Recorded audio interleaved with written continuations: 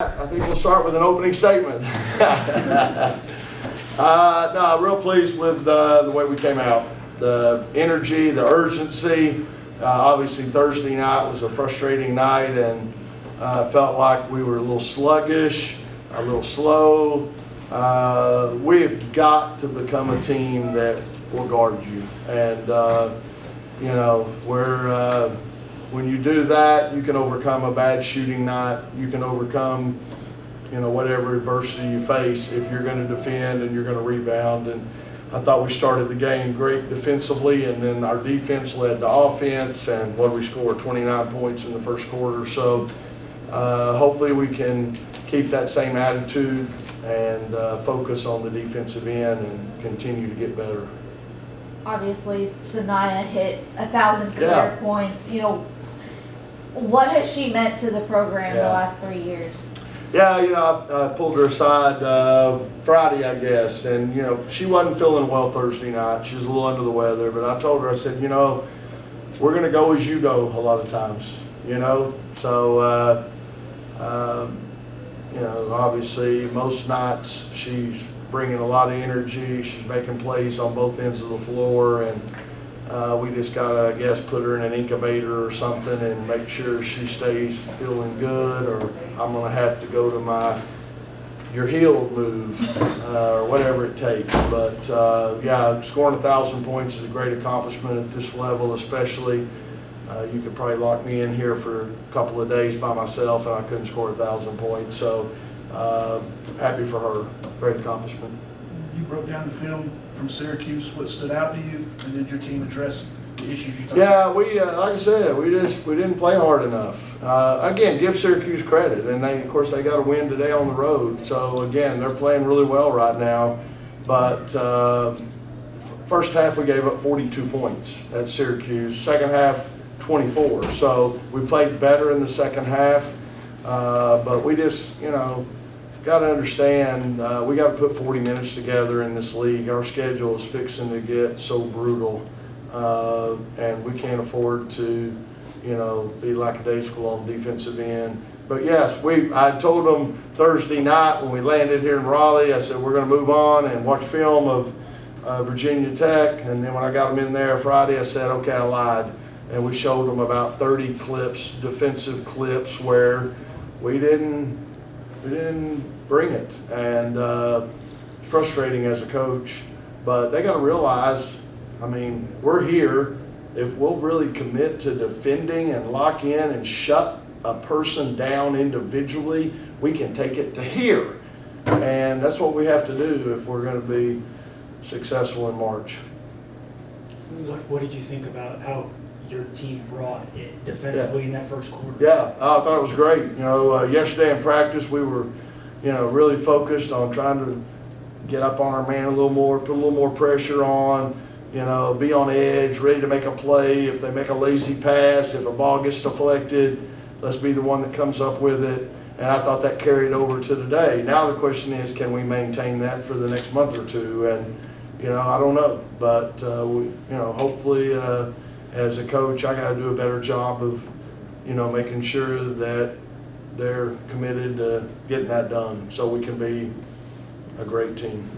We talk a lot about scoring, and with Sanaya, defensively, she's, you know, one of the best defenders in her team. You know, what's it like, I guess, to see from you or from her, kind of the way that she's able to impact the game defensively, you know, on top of scoring 17? Yeah, you know, she usually gets the assignment of guarding the other team's best offensive perimeter player, and so you know, there's times I have to tell her, and I did Thursday night during the Syracuse game. I said, listen, I need you to be more disciplined. I know you can go get a steal, right? You know, but we need you to shut this kid down. We need you to lock in, guard this person, and maybe sacrifice a steal for the good of the team. And I thought, you know, fourth quarter or whatever the other night, she did that.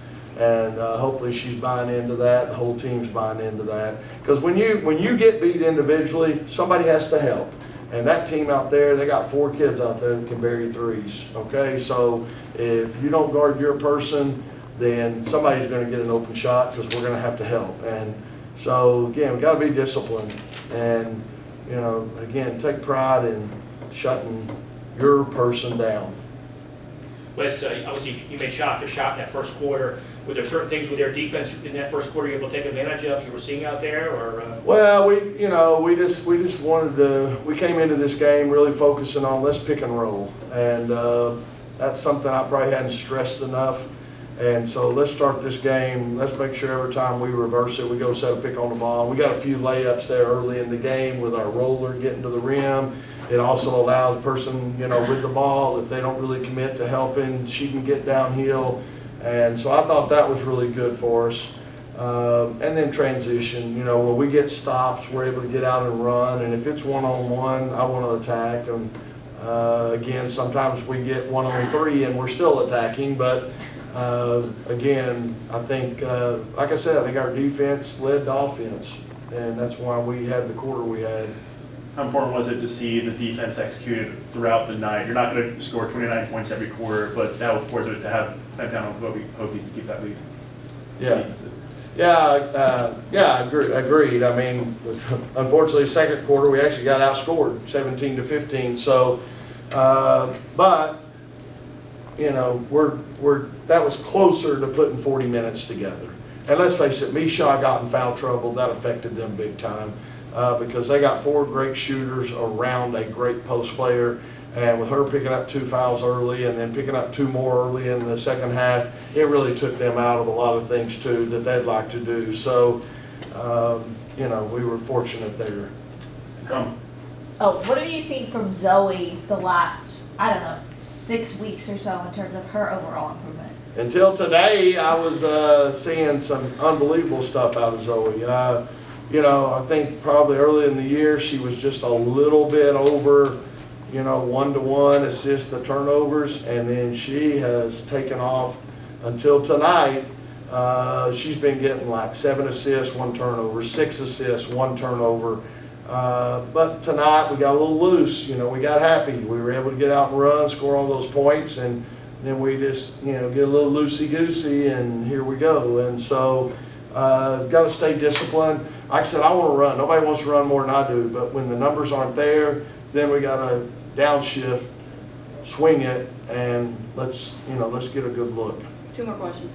How important was it for 9 different players in double-digit minutes? How important was it to get some of those depth players ACC experience? Yeah, I really feel like everybody on our team can contribute on a given night. I know they probably get frustrated sometimes because, let's face it, Sanaya, Isaiah, you got some veterans there that we lean on heavily. But I think it's great to get them some minutes and some experience there because there's going to be a time we need them. I mean, the other night Isaiah struggled at Syracuse, and so I was proud of her though. She struggled. We took her out for a good stretch, and those other players came in, did a solid job. But then Isaiah, when she went back in, she hit some big shots for us. So hopefully those players understand on a given night we're going to need Lorena. I mean, we wouldn't have won the Syracuse game without Lorena the other night. So what she gave us. So all of them got to be ready, and it's great to get them out there tonight, and they're going to have opportunities, as we go down the stretch. As a team, where do you want to see this team continue to grow after even a big one like this? Yeah, like I said, we got a little loose and started going 1-on-1 in the half court too much. In transition, I'm fine with it, but when the numbers aren't there, I'd like to see us move the ball, pick on the ball. We saw how good things were happening instead of just ISO and go 1-on-1. We're still, at the 5 spot, we're still a work in progress. We got to get, one of them to step up. I thought tonight Mallory did a great job when she went in there later in the game, and but each night it seems like we got one person. Maybe that's hard on the coach because you're playing Russian roulette till you find that right person. So we need all of them to be a little more consistent.